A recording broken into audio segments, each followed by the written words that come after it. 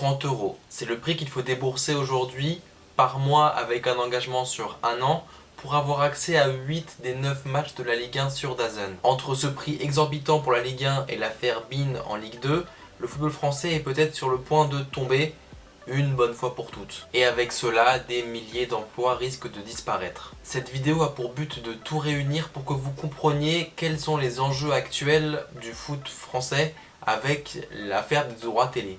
Avant que la vidéo continue, n'hésitez pas à vous abonner à cette chaîne, on avance petit à petit vers les 1000 abonnés. N'hésitez pas également à lâcher un pouce bleu et à partager cette vidéo. Un grand merci à ceux qui le feront, il ne me reste plus qu'à vous souhaiter une bonne vidéo.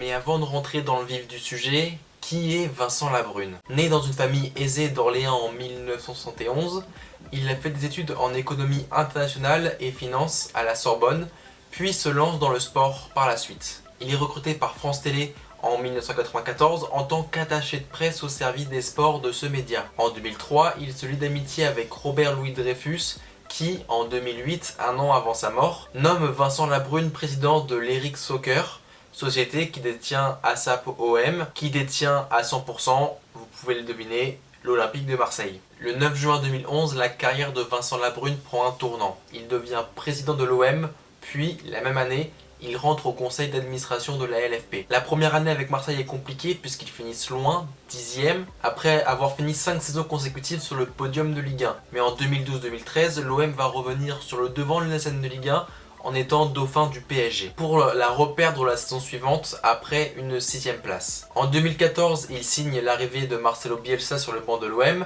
avec une 4e place, et après une ultime saison complètement ratée, finie à la 13e place, Vincent Labrune démissionne et est d'ailleurs qualifié par le journal local La Provence comme le pire président de Marseille de l'histoire. En 2020, il est élu par le conseil de la LFP nouveau président et fait une première déclaration suivante. Je suis très honoré d'avoir été choisi par les administrateurs de la LFP. C'est un challenge que je relève avec lucidité, humilité, passion et détermination. Mon mot d'ordre sera l'unité que je dois retrouver dans le football professionnel français avec toutes ses composantes, en particulier entre les clubs. Ce qui doit primer, c'est l'intérêt général du football français.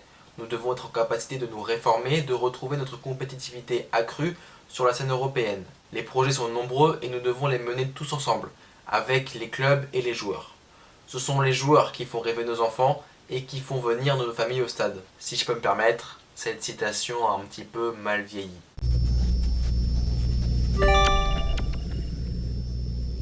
Pendant les premières années de Vincent Labrune à la LFP, arrive le sujet des droits télé. À l'été 2021, Prime Video s'empare des droits télé sur 3 ans avec un total de 250 millions par an. Mais à ce moment-là, on sort de la crise Covid, alliée à la crise Mediapro, dont les clubs n'en sont pas ressortis indemnes financièrement. Et là, arrive CVC Capital Partners, un fonds luxembourgeois que Labrune voit comme les grands sauveurs du foot français. CVC s'engage donc à arroser les clubs de Ligue 1 de plus d'1 milliard d'euros entre 2022 et 2023, mais il y a une contrepartie, CVC prend 13% des droits télé de Ligue 1 à vie. Le rôle de CVC est de vendre aussi à l'étranger pour que la Ligue 1 ait encore une meilleure visibilité, pour donc faire rentrer encore plus d'argent. Sortant de l'officialisation de l'accord avec CVC, Vincent Labrune déclare « Le business plan validé avec CVC est d'atteindre 1,8 milliard d'euros de droits par an d'ici 2028. C'est exactement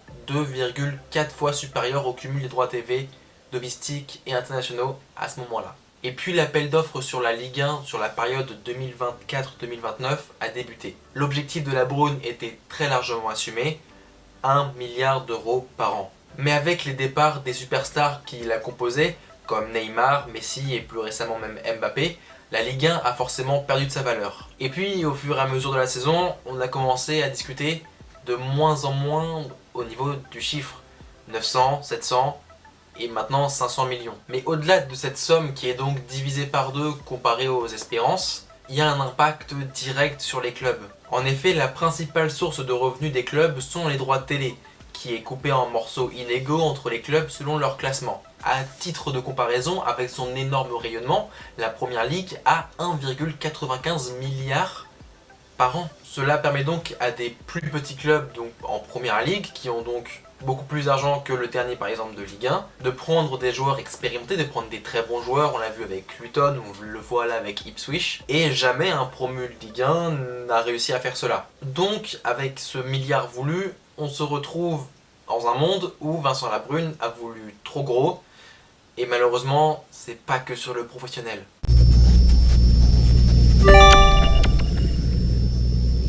« 1,2 million par an, c'est le salaire de Vincent Labrune qui a été augmenté récemment avec l'accord du conseil d'administration, donc qui regroupe des présidents de Ligue 1. Alors pour cette partie, je vous préviens, je vais surtout m'appuyer sur des révélations qui ont été faites par Romain Molina et des petites recherches donc que j'ai faites par la suite pour être sûr certain que ce soit bien fait. Mais voilà, la base de ces... pour sourcer on va dire mes infos, quasiment l'intégralité, et je le citerai, vient de Romain Molina. Au-delà du fait que lorsqu'on regarde les rapports de la DNCG sur les clubs, la majorité soit dans le rouge, il y a un nouveau souci avec CVC. Comme j'ai dit, donc ce fonds prend 13% par an des droits télé, mais en fait c'est un petit peu plus. En effet, dans son accord avec la LFP, sur les 2 premières années, CVC ne touchera pas 13, mais 18-19% des droits télé. Ce qui signifie donc encore moins pour les clubs. Mais pour autant, cela n'empêche pas la LFP d'investir dans de nouveaux bureaux à 120 millions d'euros. Et dans le business plan de Labrune que j'ai pioché donc, qui s'affiche à l'écran dans la vidéo de Romain Molina, les droits télé à l'international explosent. Et moi je me pose une question. À part le PSG, qui attire vraiment? Et puis on regardait Paris pour ses stars, mais qui ne sont plus au club aujourd'hui. Je pense au Messi, Neymar, Mbappé. Mais justement, par rapport à ce sujet des droits de télé à l'international, la LFP et les clubs ont signé le fait que les droits TV à l'international seront reversés seulement aux clubs qui jouent des Coupes d'Europe. Donc ça veut dire qu'il n'y a rien pour les autres. Donc ça veut dire encore plus d'inégalités déjà que plus t'es haut classé, plus t'as de l'argent, et plus en fait tu gagnes encore plus avec la Coupe d'Europe. Donc si on résume à peu près tout, malgré une grosse déficience des droits de télé avec des clubs, souvent des petits clubs, qui sont dans le rouge, la LFP se permet un train de vie assez élevé, dépensant sans trop compter et un président qui fait élever son salaire. Alors oui, c'est pas quelques centaines de milliers d'euros qui vont faire la différence, mais juste la symbolique de « allez tiens, je rêve du milliard, tout ça, etc. » Et pendant qu'il y a des clubs qui sont en crise, moi je me fais augmenter mon salaire. Symboliquement, c'est peut-être pas la bonne image à donner.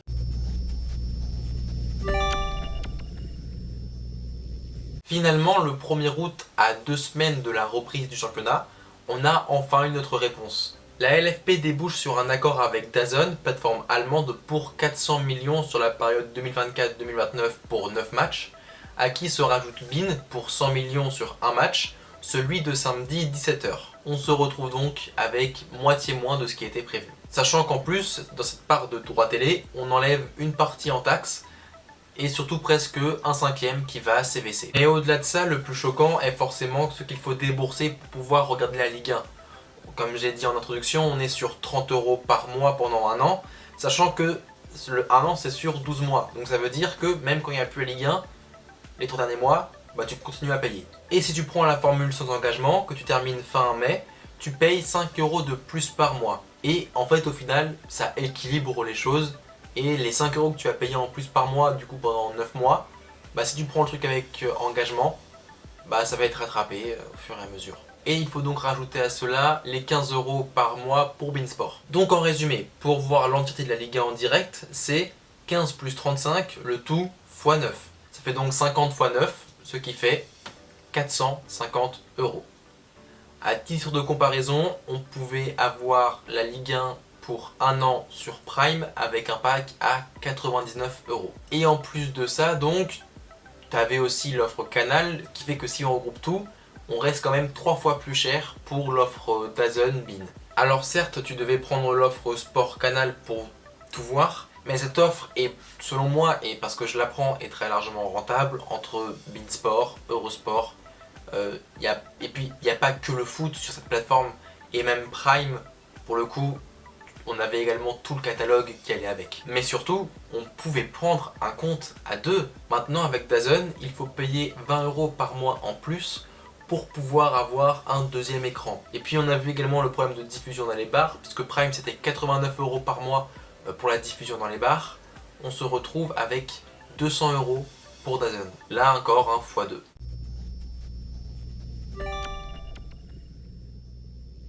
Parce que en soi, DAZN s'est engagé donc à payer les 400 millions sur la période 2024-2025.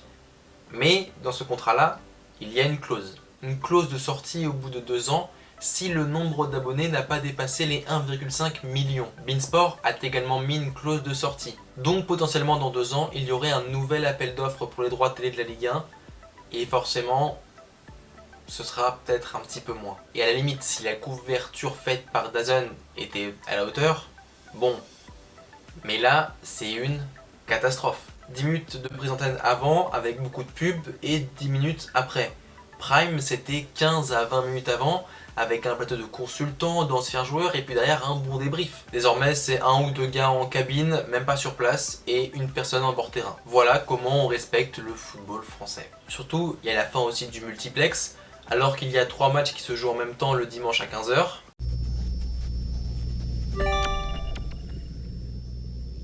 Parce qu'en plus, il n'y a pas que la Ligue 1 où il y a un problème. Fin juillet, beIN Sport annonçait diffuser l'intégralité de la Ligue 2 en exclusivité. Cependant, lorsque la programmation des matchs est sortie, cela n'a clairement pas plu à tout le monde. En effet, un gros multiplex le vendredi, 7 des 9 matchs à 20 h. Les supporters ont très largement réagi via des communiqués qui se sont suivis d'actions, des banderoles anti-BIN ou même, et cela est un peu plus condamnable par contre, l'attaque d'un des camions de diffusion extérieure. Je trouve ça quand même dommage qu'il y ait de la violence parce que les mecs qui sont dans le car régie, bah eux ils y sont pour rien, eux on leur demande juste de faire leur taf et ça sert à rien de les attaquer.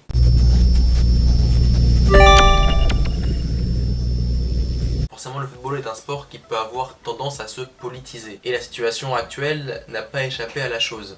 Et je vais vous l'illustrer avec 2 exemples principaux. Le premier, c'est l'audition de Vincent Labrune et de 2 présidents de clubs, Kita de Nantes et Nicolas de Montpellier, devant le Sénat. Et on a des déclarations assez lunaires. Mais avant de parler de cela, la commission du Sénat avait lancé une enquête dont l'intitulé portait sur la financiarisation du football français. En résumé rapide, Vincent Labrune s'est très largement caché derrière CVC et les 1,5 milliard d'euros dont a été arrosé le football français. Le deuxième exemple, c'est celui d'un député, Corentin Le Fur, député des Côtes-d'Armor, qui a publié un communiqué indiquant qu'il condamnait la diffusion de la Ligue 2 et apportant son soutien aux supporters des clubs de la 2e division. À cela, Amélie Oudéa-Castéra, ministre démissionnaire des Sports et des JO, lui a répondu directement sur Twitter indiquant que des mesures seraient prises.